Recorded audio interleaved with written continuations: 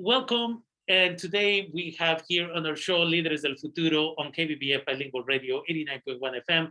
And we have Dr. Professor Moises Santos, who is visiting us. He's a new faculty member at Santa Rosa Junior College. Dr. Santos, welcome to the show Líderes del Futuro. Thank you. Thank you very much. Happy And to be here.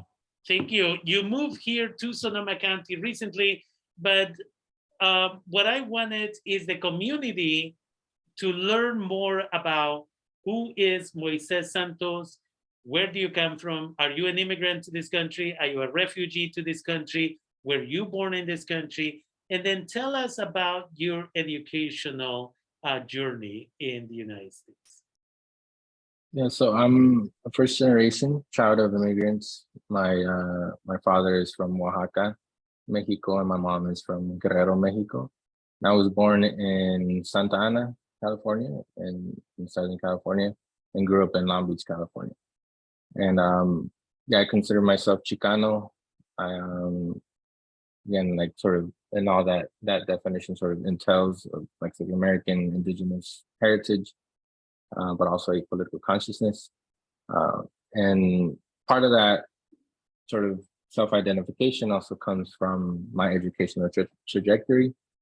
I received my BA in Chicano Studies from Cal State Dominguez Hills, then went on to receive a master's in Latin American Studies at UCLA, and finally a PhD in history from the University of New Mexico in Albuquerque, New Mexico. So what was that journey like? At some point, you had to have the sometimes difficult conversation with your parents about wanting to go to college. Were they always supportive about you going to college? And if so, what was the process of deciding which university you were going to attend? Yeah, I think like many children of immigrants, my parents hoped that I would go to college. I think a lot of our communities see that, and rightfully so, as a way to sort of achieve, some financial and sort of cultural gains. And so, yeah, I originally went to college to try to become a lawyer. But I always knew in the back of my mind that any career that I chose, I wanted to serve my community, my immigrant Chicanx, Latinx community. And so actually when I started at Cal State Dominguez Hills, I found ethnic studies. I found Africana studies courses, Chicano studies courses. And there I was inspired to go and to become an educator. I actually come from a lineage of educators. A lot of people in my family in Mexico are educators. And so it's like this nice sort of serendipitous moment almost of like continuing on what seems like a family legacy or career anyway of becoming an educator. And so I saw sort of, other folks like me in the classroom that inspired me to want to become an educator. And it was a difficult conversation to have with my parents. I think they were hopeful that I would become a lawyer, because again, I think that carries some status, right, in society, again, rightfully so. But I think it wasn't always easy, but I think that, again, my goal overall was to be able to help or serve my community. And I think as an educator, I'm able to do that. Definitely. One of the things that I speak with students, faculty, staff, when I do a little bit of research at Santa Rosa Junior College, is how we have about 42% of the student population at Santa Rosa Junior College is Latino, Latina, Latinx, yet the number of Latino, Latina, Latinx identified individuals is very, very limited.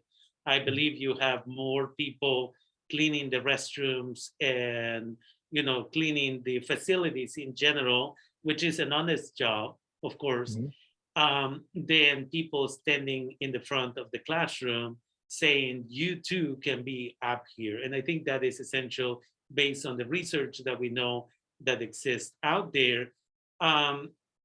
Why did you decide at the end of your PhD, your doctorate, why did you decide in Sonoma County?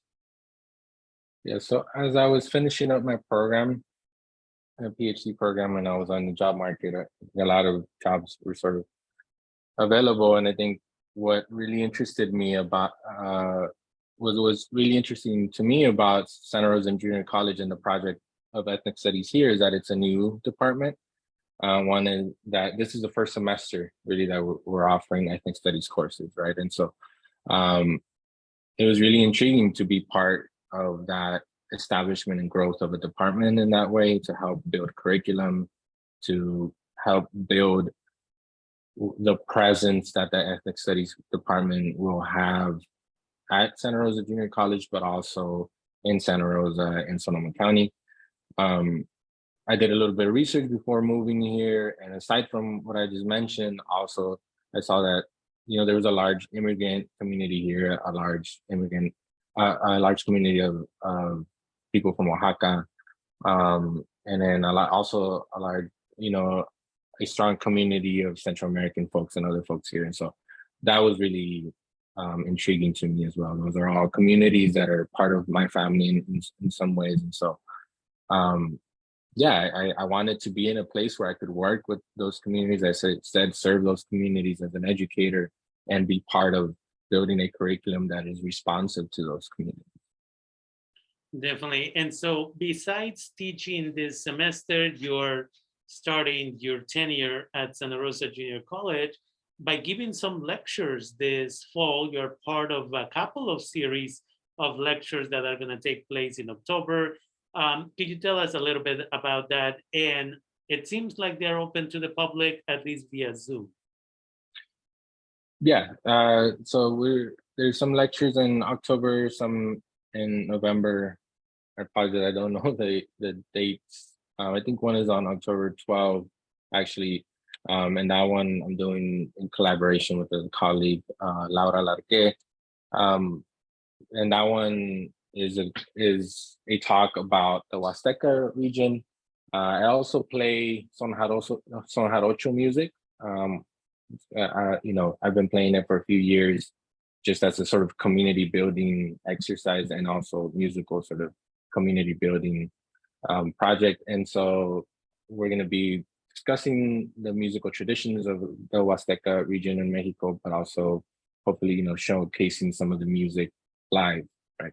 And then there's another talk, I think in November, again, I don't know the date, but that one's going to be more talking about some of the research that I've done on the history of Chicanx education, alternative education, what usually it's called, these things that eventually led to things like the establishment of ethnic studies programs at universities and colleges.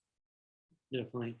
And so it's important for the community to understand that again, we have new educators at Santa Rosa Junior College, that ethnic studies is now a requirement for students who are starting this semester at community colleges and universities in the state of California, which will allow us to, again, go and learn about Chicanx, Latinx, African American studies, Asian American studies, Native American studies, and as a result of that, be a more, I would say, well-rounded individuals as far as our knowledge and understanding of other people's cultures. And by default, when we join the job market, we will be able to best get along and understand and communicate with people from other groups.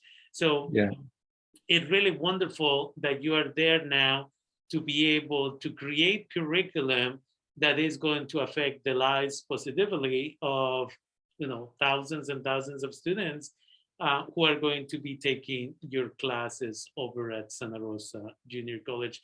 Do you have any ideas of what other classes you're going to offer over the next few years, I would say? Yeah, I also want to mention that I'm one of 5 faculty members who are coming into the ethnic studies department as it's being established, right? And so, as you mentioned, we have courses in Latinx, Chicanx studies, Asian American studies, Native American studies, and African American studies. Hope I'm not forgetting. And yeah, so we're all part of this sort of project of establishing the department, right, and offering courses in those sections, but also introduction to ethnic studies, which is taught by myself and the other faculty members as well.